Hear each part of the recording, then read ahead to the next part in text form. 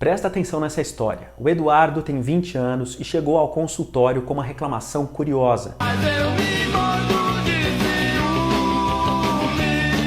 Um ciúme doentio que ele sente da namorada, tanto que exige dela diariamente uma espécie de relatório com o que ela fez enquanto os dois estavam separados. Na verdade, é o Eduardo quem tem vontade de trair. Ele chega a trocar mensagens, telefones, a flertar com outras pessoas e a imaginar possíveis novos encontros. Essa história é baseada em um caso clínico real e é mais comum do que você imagina.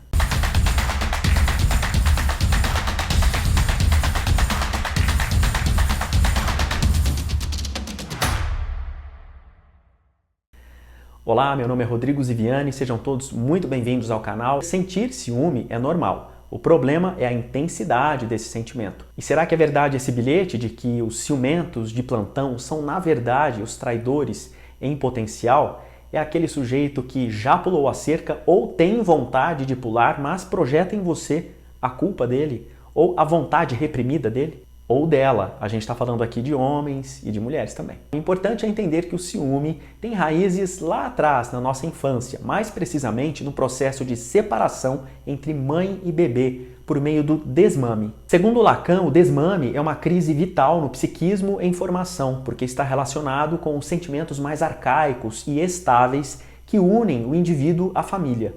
O desmame interrompe uma relação biológica durante a fase de fundação do eu e a constituição do sujeito. E vai esboçar no sujeito primitivo o reconhecimento de que, além dele, existem outros, o que é vivido como uma intrusão, como se o terceiro que surge estivesse sobrando e fosse uma ameaça de separação e de perda do primeiro objeto de amor. Nesse momento, a criança vive também a fase de reconhecimento da própria imagem. Esse olhar para o espelho se dá ao mesmo tempo em que há o luto pela perda simbólica desse objeto amoroso exclusivo e primordial, a mãe e seu seio que nutre.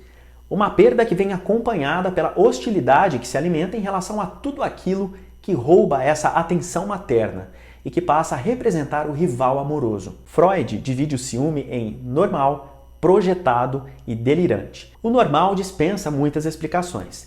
É aquele que mexe com a gente diante da perda do ser amado sem grandes implicações. É no ciúme projetado que o bicho pega.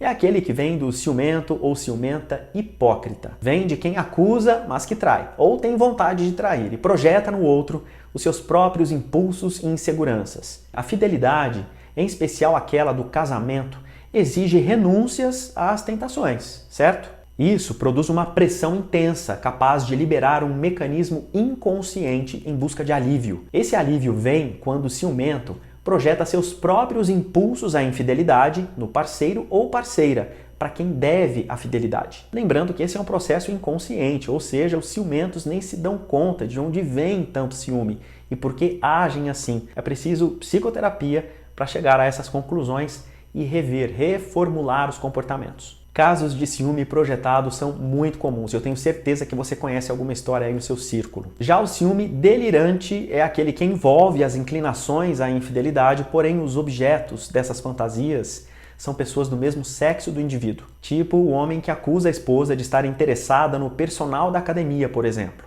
quando na verdade é ele que está. Mas e aí, todo ciumento é mesmo aquele que trai ou que tem vontade de trair?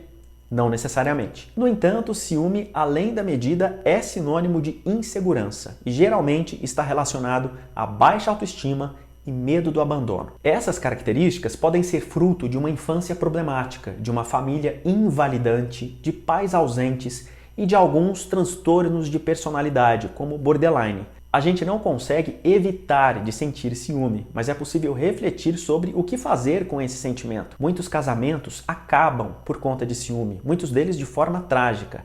Por isso, a gente precisa parar de romantizar os ciumentos. Ciúme não é prova de amor, está por trás de casos de feminicídio, de violência doméstica, e quando é demais, é indicativo sim de que alguma coisa está errada. Os filmes geralmente trazem personagens obcecados, às vezes violentos e até cruéis. E entre os famosos, não são raros os casos de relacionamentos que chegaram ao fim por causa desse sentimento mal gerenciado. É importante entender de onde vem o ciúme para calibrar esse sentimento sempre em nosso favor. A gente cresce com medo da solidão, achando que precisa ter alguém, temendo o abandono, com aquela ideia de que o outro que está na nossa vida é um objeto que a gente precisa possuir, que a gente precisa ter, e de que aquela pessoa, a partir do momento que está no relacionamento com a gente, não pode olhar para o lado, não pode se divertir. Isso tudo influencia na forma como a gente encara uma relação e pode definir também o destino dela. Esse destino, quando tem muito ciúme no meio, não é dos melhores. E aí, você se considera uma pessoa muito ciumenta?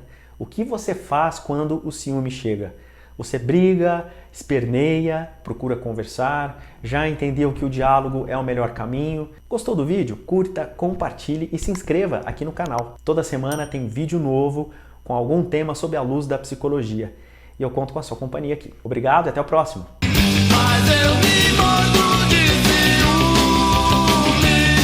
Tchau.